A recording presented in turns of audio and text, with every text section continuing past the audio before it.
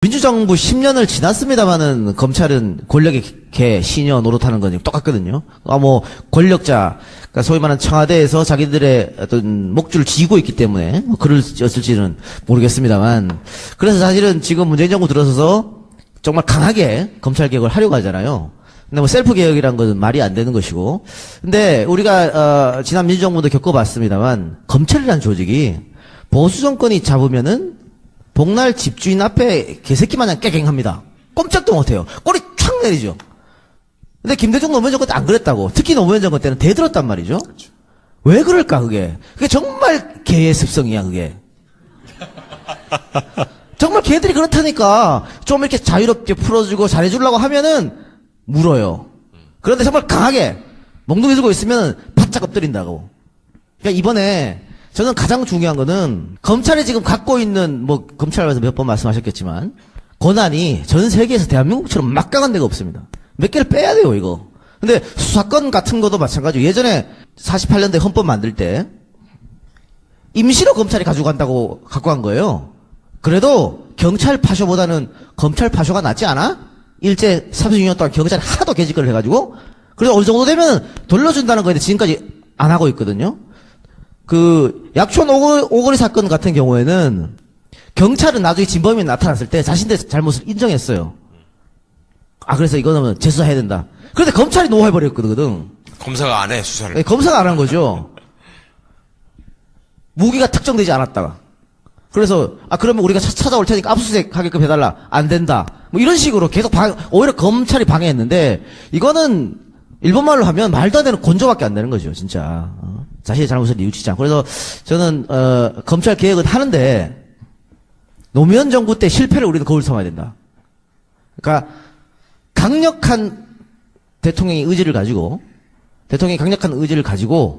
좀, 끌어당기는 힘을 좀 세게 해야 되지, 알아서 잘하겠지. 라는 식으로 해서는, 검찰은 이 정권 5년 끝나면 다시 돌아갈 수도 있다. 저 그렇게 판단해요. 알려지지 않은 조작 사건들, 그로 인해 피해당한 사람이 너무 많습니다. 그렇죠. 인혁당 사건 같은 경우에는 너무나 잘하니까 우리가 툭 던지면 다 압니다. 근데 같은 해 74년도에 울릉도 간첩단 조작 사건이 또 일어났어요. 한 마을이 쑥대밭이 됐는데 거기서 3명이 사형당했습니다. 아무런 죄 없어요. 그런데 그 3명 사형당한 사람들 중 3명도 있고 무기징역도 몇 명 당하고 했는데 재심을 요청하신 분도 있고 재심 요청 안 한 분도 있어요. 왜? 아버지 이미 죽었는데 재심하면 뭐하냐? 재심하면 우리 아버지 살아 돌아오느냐? 이렇게 말씀하시는 분이 있다고. 이거 한 가정을 파탄내는 거예요. 자기들 정권을 유지하기 위해서. 그런데 이런 사건들에 대해서는 우리가 잘 모르잖아요. 이런 게 다 박정희 때 있었던 일인데, 그러면 박정희 전두환 때 여러분 간첩 조작단 사건 보면요. 크게 딱 2가지입니다. 제일교포를 간첩 만드는 거. 두 번째는 섬 사람들이에요. 섬. 서해안, 동해안, 섬 사람들을 간첩으로 만드는 겁니다. 왜? 일단은 지리적으로 배로 왔다 갔다 할 수 있다는 그런 게 있고, 두 번째는 납북된 사람들이 많죠? 이 사람들, 피랍된 사람들, 결국 뭡니까? 어부들, 못 배운 사람들이에요. 백 없는 사람들입니다. 힘 없는 사람들이에요. 그러니까 우리가 간첩을 조작해도 어떻게 저항하지 못한다고 판단했기 때문에 그렇게 조작하는 겁니다. 유성 씨 같은 경우에는 그나마 우리 김남국 변호사를 비롯한 물론 남국이 요만큼 애썼고 나머지 엄청나게 진짜 이만큼 했습니다. 애쓰신 분들 많죠. 그런 변호사들 때문에 혹은 시민단체 혹은 언론인들 때문에 이게 알려진 거잖아요. 근데 그런 사람 섬에 사시는 분들 간첩 조작당한 사람 그런 것도 못했다는 거지. 어디 가서 말 한 번 못했다는 거예요. 지금 우리가 말한 간첩 조작 사건 여러 가지는 거의가 국정원이 만들어가지고 검찰이 이어받아가지고 자기들 말로는 토스한 그런 사건입니다. 근데 강기훈 유서 대표 사건 같은 경우에는요 국정원이 개입한 게 아니에요. 검찰들이 자기들이 그냥 직접 사건을 만드는 사건이야. 그런데 그 사건도 지금까지 사과한 검사 봤습니까? 그 사건에 담당 검사가 9명 있었어요. 제일 꼭대기는 김기춘이가 있었고 그 밑에는 강신호가 있었고 근데 김기춘은 박근혜 정권 때 비서실장했죠? 강신호는 대법관 하다가 또 박근혜 밀어줘야 된다 그렇게 했죠? 그 밑에 9명의 변호사 곽상도 지금 뭐합니까? 자유한국당에서 국회의원이에요. 박근혜 정권에 청와대에 있었다가 또 다른 검사 3명도 전부 다 새누리당에 공천 신청 다 했습니다. 근데 그 9명 검사 중에서 단 한 명도 강기훈 씨한테 지금까지라도 사과한 사람 단 한 명도 없어요. 이게 단지 그 사건만을 수사한 검찰이 아니라 대한민국 전체 검찰의 모습이라는 얘기. 자기들이 분명히 잘못해서 사건을 조작해서 만들었고 그에 대해 피해자가 있으면 지금이라도 사과를 해야죠. 왜 대법원도 사과하고 경찰도 사과하고 다 사과하는데 자기들만 사과하지 않습니까? 정부도 사과하는데. 아주 오만함에 지금 빠져 있는 거예요, 검찰이. 예, 그 쓰잘데 없는 힘을 너무 많이 갖다 주니까 그런 짓을 하는데 강기훈 유서대표 사건과 관련해서는 최근에 또 더 가슴 아픈 일이 있었습니다. 그러니까 법원에 강기훈 씨가 이제 국가를 상대로 손해배상 소송을 했단 말이에요. 그러면서 같이 거기에 관여했던 검사들을 공동 피고로 했단 말입니다. 그런데 검사들은 전부 다 책임이 없다고 법원이 다 기각하고 유일하게 공무원 중에 한 사람을 너는 책임 있으니까 같이 손해배상 해줘라라고 찍은 사람이 있어요. 누군지 아십니까? 그때 국과수에서 필적 감정했던 사람. 정말 황당한. 이게 진짜 나쁜 놈들 아닙니까? 그 사람은 검사가 시켜서 했을 거 아니에요, 그거를. 그렇죠? 그런데 그 시킨 놈들은 전부 다 빼주고 이게 동업자 의식이에요. 응? 제가 초반에 말씀드렸던 왜 사법연수원이 없어져야 되고 왜 로스쿨이 만들어졌어야 하는가를 말씀드렸었죠. 끼리끼리 다 아는 사이고 이렇게 돼 있기 때문에. 그러니까 이것들은 그때 모르긴 해도 잠재질 속에서 그 생각을 했을 거야. 내가 여기서 만약에 검사들을 손해배상을 해야 된다고 판결을 하면 다음 순서는 누구겠어요? 법원으로. 다음 순서는 판사야. 법원 판사로. 니네들은 뭐냐 그러면? 니들이 이거 강기훈 유죄라고 해서 유죄 확정한 사람들은 판사잖아요. 그러니까 검사를 일종의 그러니까 그 보루라고 생각하는 거야. 순망치안이라고 그러죠. 이게 검사가 여기서 책임을 있다고 해버리면 그 다음에는 이제 법원으로 사람들이 판사를 타겟으로 할 거다. 그러면 검사는 빼고 거기서도 이제 밑에 있었던 국과수 문서감장 하는 사람에다가 씌우자. 이런 짓거리들을 한단 말이죠. 이런 짓거리들을 하는 사람들한테 우리는 야, 쟤들이 무슨 뭐 좋은 학교 나오고 남들 못 붙는 어려운 시험에 붙어가지고 그래도 우리보다는 조금 더 양심적이고 정의롭고 도덕적이지 않을까? 라는 착각을 갖고 있었단 말이죠. 그리고 이거를 누가 처음부터 너네들은 나중에 그 무럭무럭 자라서 공부 열심히 해가지고 아주 나쁜 놈이 되거라 이렇게 가르친 사람이 없어요. 근데 그 자리에 가면은 왜 그러냔 말이야. 이게 아주 이상한 잘못된 사명감이 있어요. 그러니까 뭐냐면 검찰에 아까 이제 우리 이 작가가 공안검사가 문제라는 얘기를 했잖아요. 공안검사는 뭘 공안검사라고 하는지 아십니까? 공안이라는 말 평소에 안 쓰시잖아요. 공안이라는 말을 제일 많이 들어보는 데는 중국에 가면 경찰을 공안이라고 그래요. 그렇죠. 근데 한국에서는 공안이라는 말을 공안검사라고 할 때나 써. 공안이 공공의 안녕. 이걸 줄여서 공안이라고 해요. 공공의 안녕. 김기춘이 대표적인 공안검사죠. 예. 김기춘. 그런데 이 사람들이요, 지금 간첩 조작하고 뭐 국정원에 시키는 대로 뭘 하고 이런 나쁜 짓만 한 게 아니라 더 어이없는 짓거리는 뭐냐면 과거에 이의제에서 그거 안 했죠. 조폐공사 파업 유도 사건이라는 거 있었어요. 안 했습니다. 예. 조폐공사 파업 유도 사건이라는 게 뭐냐면 공안검사 출신의 검사장이 술 먹다가 기자들한테 폭탄주 마시고 그거 노조가 하도 시끄럽게 하길래 우리가 파업 쪽으로 유도해가지고 일망타진한 거야 이렇게 얘기한 적이 있었어요. 근데 그 사건이 그냥 지금은 이렇게 저렇게 없어지고 오로지 남은 건 뭐냐면 그 뒤로부터 검사들이 폭탄주 대낮에 먹는 거를 좀 줄이기 시작했다. 요거 하나만 남고 다 잊어버렸어요 지금. 근데 실제로 공안검사들이 지들이 옛날에 했던 일을 자랑스럽게 얘기하는 게 뭐가 있냐면 저희 같은 사람들 이렇게 이제 동문들이 이렇게 만나잖아요. 그러면 야 거기 옛날에 무슨 어디가 파업했잖아. 내가 사장하고 노조위원장하고 불러가지고 너네 그런 식으로 하면은 내가 절대로 가만 안 둔다고 해가지고 내가 그거 다 정리했어. 이런 얘기를 해요. 아니 지가 뭔데?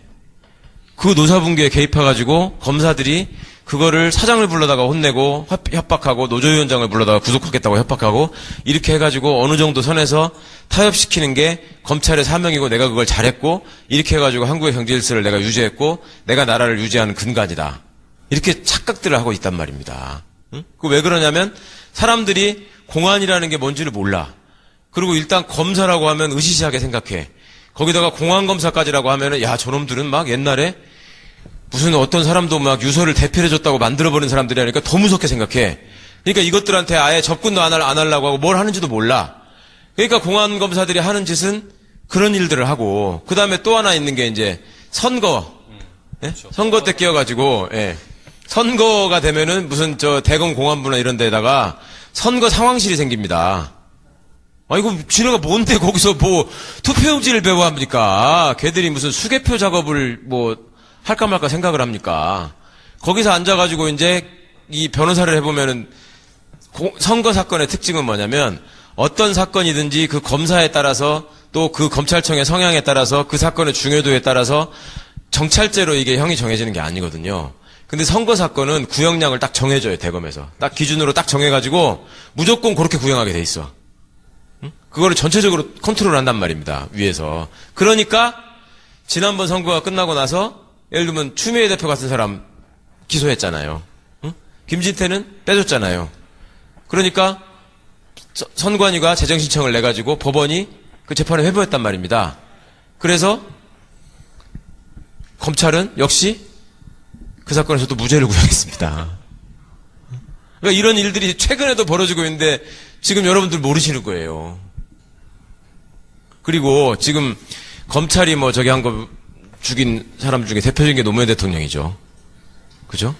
그거는 누가 봐도 이거는 맘먹고 덤벼들었다고 볼 수밖에 없는 것이고, 그 과정에서 그 사람들이 보인 모습, 그 다음에 지금 또 뭐 논두렁시계가 어쩌고 했다고 그러서 지금 뭐 짐 다 싸가지고 지금 미국으로 뭐 간다 안 간다, 뭐 내가 여행 가려고 한 거다, 도망가려고 한 거다, 뭐 이런 사람 하나 있지 않습니까? 그러니까 이런 짓거리들 보세요. 그리고 지금 또 많은 분들이 잘 모르고 계시는 게 한명숙 총리 사건. 지금 내일 모레 이제 만기출소에서 나오십니다.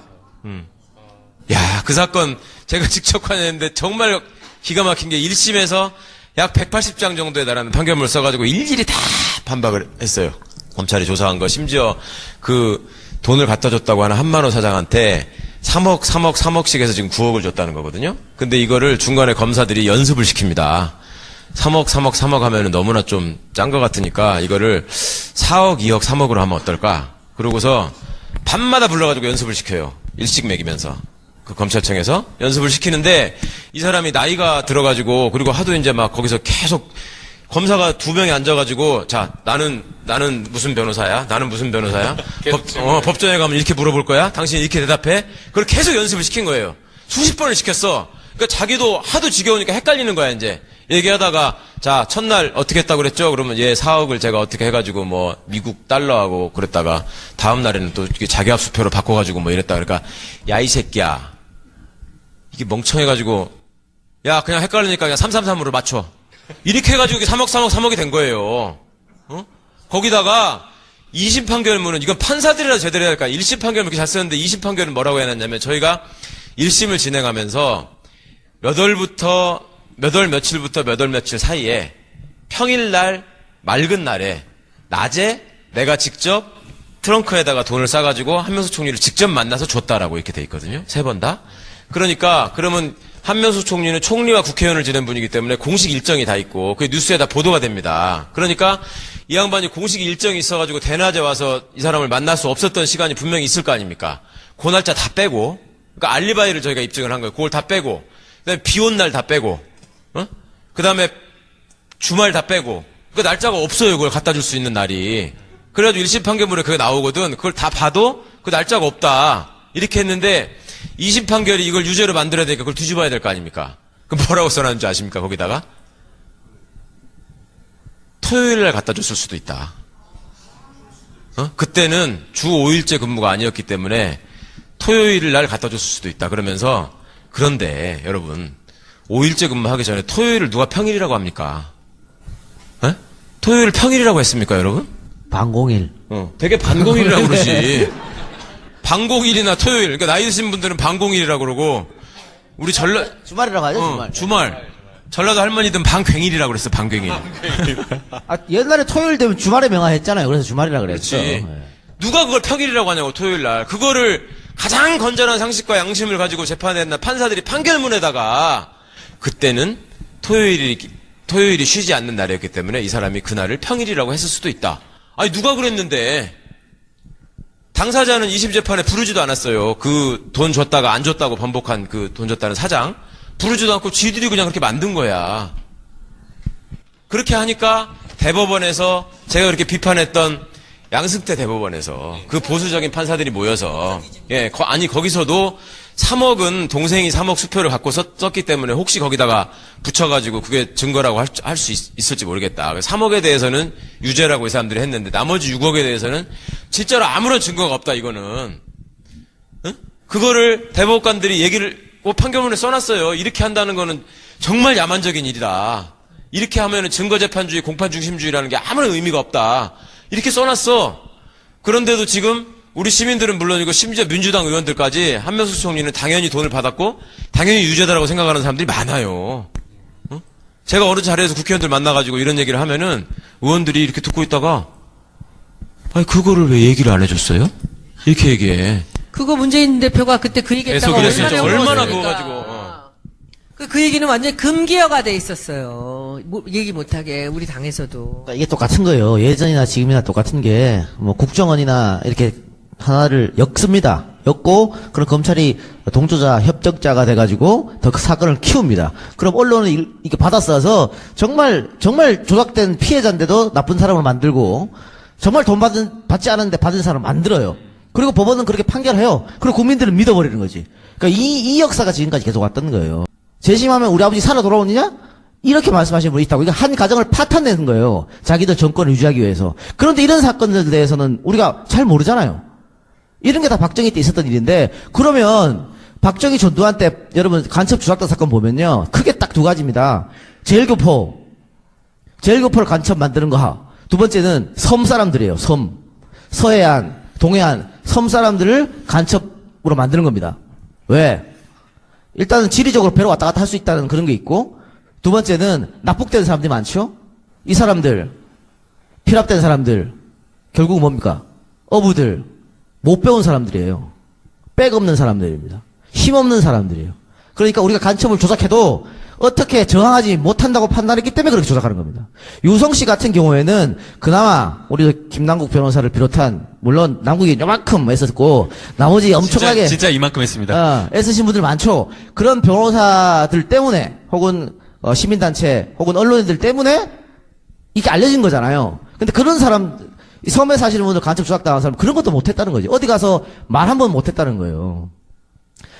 지금 우리가 말한 간첩 조작 사건 여러 가지는 거의가 국정원이 만들어가지고 검찰이 이어받아가지고 자기들 말로는 토스한 그런 사건입니다. 근데 강기훈 유서 대필 사건 같은 경우에는요, 민주정부 10년을 지났습니다만은 검찰은 권력의 개, 시녀 노릇하는 건 똑같거든요. 뭐 권력자, 그러니까 소위 말하는 청와대에서 자기들의 어떤 목줄을 쥐고 있기 때문에 뭐 그랬을지는 모르겠습니다만, 그래서 사실은 지금 문재인 정부 들어서서 정말 강하게 검찰 개혁을 하려고 하잖아요. 근데 뭐 셀프 개혁이란 것은 말이 안 되는 것이고, 근데 우리가 지난 민주정부도 겪어봤습니다만 검찰이라는 조직이 보수 정권이 잡으면은 복날 집주인 앞에 개새끼 마냥 깨갱합니다. 꼼짝도 못해요. 꼬리 촥 내리죠. 근데 김대중 노무현 정권 때 안 그랬다고. 특히 노무현 정권 때는 대들었단 말이죠. 왜 그럴까 그게. 그게 정말 개의 습성이야 그게. 정말 개들이 그렇다니까. 좀 이렇게 자유롭게 풀어주고 잘해주려고 하면은 물어요. 그런데 정말 강하게 몽둥이 들고 있으면 바짝 엎드린다고. 그러니까 이번에 저는 가장 중요한 거는 검찰이 지금 갖고 있는, 뭐 검찰에서 몇 번 말씀하셨겠지만 권한이 전 세계에서 대한민국처럼 막강한 데가 없습니다. 몇 개를 빼야 돼요 이거. 근데 수사권 같은 것도 마찬가지고, 예전에 48년대 헌법 만들 때 임시로 검찰이 가지고 간다고 갖고 간 거예요. 그래도 경찰 파쇼보다는 검찰 파쇼가 낫지 않아? 일제 36년 동안 경찰이 하도 개짓거리를 해가지고, 그래서 어느 정도 되면 돌려준다는 거인데 지금까지 안 하고 있거든요. 그 약촌 오거리 사건 같은 경우에는 경찰은 나중에 진범이 나타났을 때 자신들의 잘못을 인정했어요. 아, 그래서 이거는 재수사해야 된다. 그런데 검찰이 노해버렸거든. 검사가 안 해, 수사를. 네, 검사가 안 한 거죠. 무기가 특정되지 않았다가. 그래서 그러면 우리가 찾아올 테니까 압수수색 하게끔 해달라. 안 된다. 뭐 이런 식으로 계속 오히려 검찰이 방해했는데, 이거는 일본말로 하면 말도 안 되는 곤조밖에 안 되는 거죠, 진짜. 자신의 잘못을 뉘우치지 않고. 그래서 저는 검찰 개혁은 하는데 노무현 정부 때 실패를 우리는 거울 삼아야 된다. 그러니까 강력한 대통령의 의지를 가지고 좀 끌어당기는 힘을 좀 세게 해야 되지, 뭐 알아서 잘하겠지 라는 식으로 해서는 검찰은 이 정권 5년 끝나면 다시 돌아갈 수도 있다. 저 그렇게 판단해요. 알려지지 않은 조작 사건들, 그로 인해 피해 당한 사람이 너무 많습니다. 그렇죠. 인혁당 사건 같은 경우에는 너무나 잘하니까 우리가 툭 던지면 다 압니다. 근데 같은 해 74년도에 울릉도 간첩단 조작 사건이 또 일어났어요. 한 마을이 쑥대밭이 됐는데 거기서 3명이 사형당했습니다. 아무런 죄 없어요. 그런데 그 3명 사형당한 사람들 중 3명도 있고 뭐 무기징역도 몇 명 당하고 했는데 재심을 요청하신 분도 있고 재심 요청 안 한 분도 있어요. 왜? 아버지 이미 죽었는데 재심하면 뭐하냐? 국정원이 개입한 게 아니에요. 검찰들이 자기들이 그냥 직접 사건을 만드는 사건이야.